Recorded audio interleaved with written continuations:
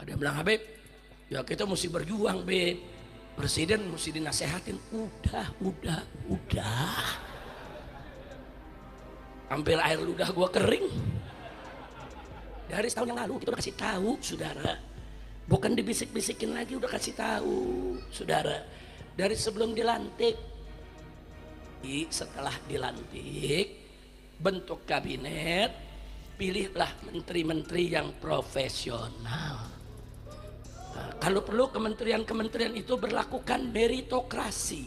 Meritokrasi itu dipilih berdasarkan karir dia. Dari Menteri Kesehatan, dari kementeriannya yang pengalaman puluhan tahun di Kementerian Kesehatan. Begitu juga Menteri Pendidikan dan lain sebagainya. Dan ada satu pesan, saya ini kan ditanya, jadi mesti bagaimana bentuk kabinet?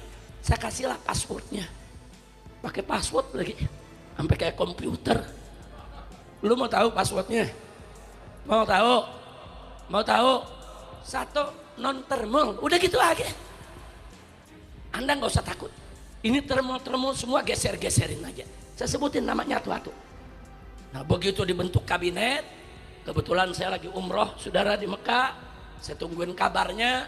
Begitu saya lihat daftar kabinet yang saya sebutin jadi semua.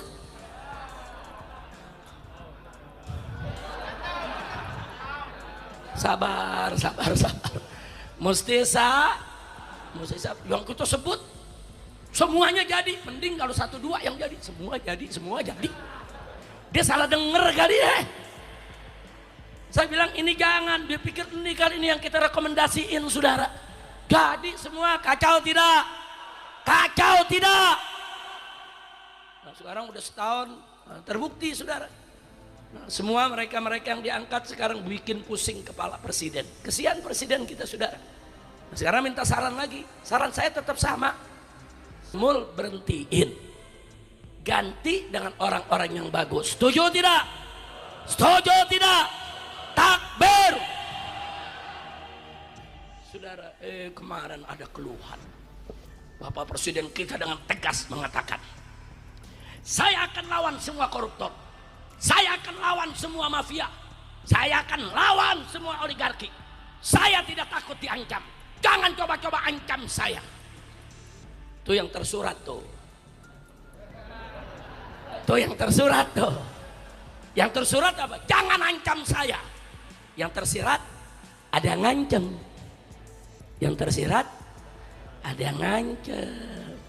Kalau nggak ada yang ngancam, presiden nggak ngomong begitu, saudara. Nah, sekarang saya tanya, presiden mau lawan mafia, lawan oligarki, lawan koruptor, bagus tidak? Jujur, bagus tidak? Dukung tidak? Nah, sekarang mafianya ngancam, oligarkinya ngancam, saudara. Saya tanya semua, kalau ada koruptor, ada mafia, ada oligarki mengancam presiden, yang melawan mereka siap bela presiden, siap ganyang koruptor, siap ganyang oligarki, siap hancurkan mafia. Takbir. Angkat tangan semua ke atas, angkat tangan, takbir. Sallu ala nabi. Presiden gak usah takut, saudara. Yang ngancam gak usah pakai ngomong, jangan ancam saya, lu tangkep aja. Betul? Siapa yang ngancam? Tangkep, masukin bui. Setuju gak? Gak usah khawatir. Kalau presiden serius, betul-betul mau lawan koruptor, lawan mafia, lawan oligarki busuk, saudara, saya berani jamin, saudara, bahwa para habaib, para ulama, dan umat Islam siap berada pada barisan terdepan. Kalau mereka mengancam presiden, kita sekat mereka semua, saudara. Takbir. Sallu ala nabi. Siap lawan koruptor, siap lawan mafia, siap lawan oligarki. Takbir. Sallu ala nabi. Amin. Nah, kemarin presiden juga udah mulai ngancam soal BUMN, semua rugi, saudara. Nah, beliau ngancam, kenapa ini semua rugi? Nah, memang resikonya mafia, koruptor, oligarki akan bersatu, saudara. Dia bisa ganyang ekonomi kita, saudara. Dia bisa umpetin semua kebutuhan masyarakat, biar masyarakat susah, diadu domba kita besok dengan presiden. Saudara, maka itu umat Islam wajib bersatu. Mafia, oligarki busuk, koruptor wajib untuk kita lawan. Betul? Takbir. Jadi kepada para koruptor, para oligarki busuk, begitu juga para mafia, udahlah, jangan ngancem-ngancem presiden, jangan ganggu Indonesia. Hati-hati, ntar kalau masyarakat marah kalian dinepalkan. Betul? Betul? Hati-hati kalau masyarakat udah marah. Oh, tentara, polisi, gak ada apa-apanya, saudara, kecil. Kalau masyarakat udah marah, hati-hati. Betul? Betul? Nah, jangan bikin masyarakat marah, saudara. Lu jangan betul-betul aja, kayaknya udah mau marah aja lu. Masya Allah.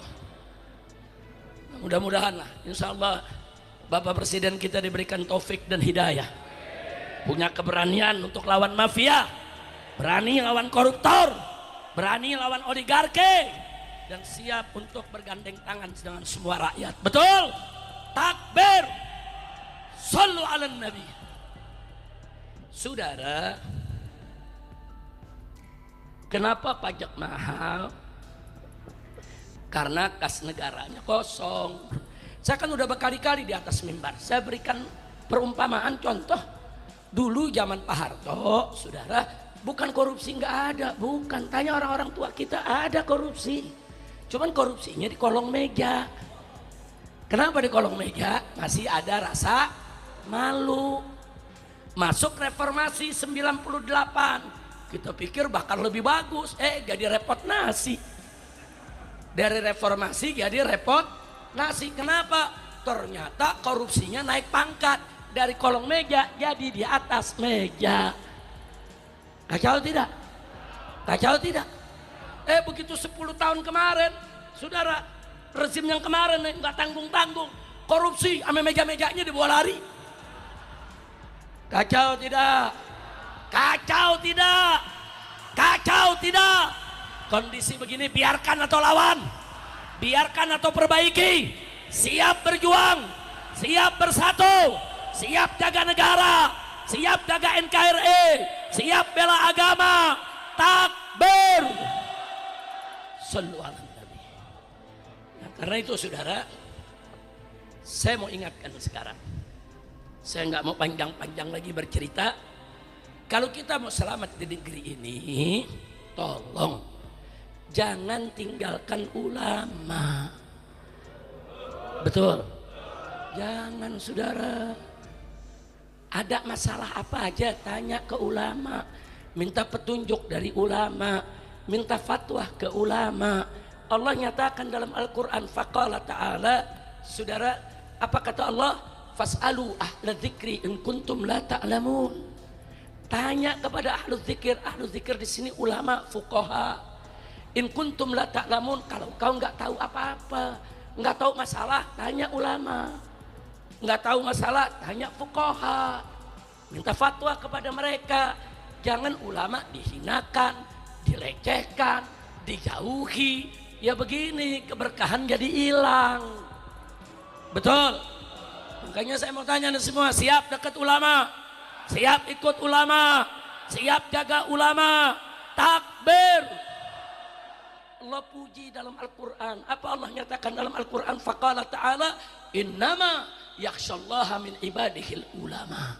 Dari hamba-hamba Allah ini, sesungguhnya yang betul-betul takut kepada Allah adalah al-ulama. Allah yang jamin.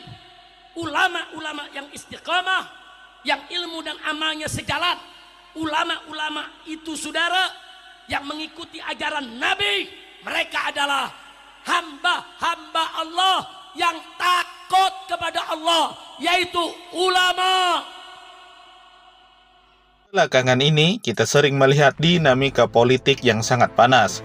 Kita tahu presiden terpilih kita, Bapak Prabowo Subianto, beliau saat ini sedang menjalankan tugas yang berat. Bukan hanya soal janji-janji kampanyenya tempo dulu, tapi juga menghadapi tantangan terbesar yang selalu menjadi batu sandungan bagi setiap pemimpin, yaitu mafia dan oligarki. Seseorang pemimpin benar-benar berniat menjalankan program yang pro rakyat, program yang menyentuh nadi kemiskinan, yang memberantas ketidakadilan, yang memotong rantai keuntungan sepihak, di saat itulah ancaman mulai berdatangan, entah itu teror politik, tekanan ekonomi, atau bahkan serangan-serangan personal yang kejam. Saya secara pribadi sangat setuju dengan pandangan dan dukungan yang tadi diberikan oleh para ulama dan habaib, termasuk dari Habib Rizik Syihab yang tadi sudah kita dengar bersama. Kepada Presiden Prabowo, ini bukan sekadar dukungan politik biasa, tapi sudah sebuah deklarasi moral dan spiritual. Inilah poin krusialnya. Ketika seorang presiden memilih untuk berpihak pada rakyat, bahkan jika itu menyakitkan bagi para mafia yang sudah lama menikmati kenyamanan, kekuasaan, dan uang, beliau tidak perlu gentar. Mengapa? Karena beliau tidak berdiri sendiri. Di belakang beliau berdiri barisan para ulama dan habaib yang siap menjadi benteng spiritual. Dukungan ini mengirim pesan yang sangat jelas kepada semua pihak yang ingin mengancam stabilitas dan keadilan negara. Jika niat Bapak Prabowo lurus untuk mensejahterakan rakyat, para pewaris Nabi ini siap pasang badan. Mafia dan oligarki mungkin punya uang dan kekuasaan. Mereka bisa meneror lewat media, lewat jalur hukum yang bengkok, atau lewat tekanan ekonomi. Tapi mereka tidak bisa membeli ketulusan dan kekuatan moral dari jutaan umat yang dibimbing oleh para ulama. Jadi kepada Bapak Prabowo, jalankanlah program-program yang pro rakyat itu tanpa keraguan. Bersihkan birokrasi, cabut izin yang merusak lingkungan dan merugikan negara, dan pastikan setiap rupiah APBN kembali untuk rakyat. Jangan pernah khawatir dengan ancaman dan teror yang datang, selama tujuannya itu benar, selama langkahnya demi kemaslahatan umat. Maka insya Allah para ulama dan habaib akan selalu menjadi garda terdepan, siap membela kebenaran ini. Mari kita semua berdoa dan mengawal, karena perubahan besar tidak pernah datang tanpa perlawanan, tapi dengan kekuatan spiritual kita akan menang.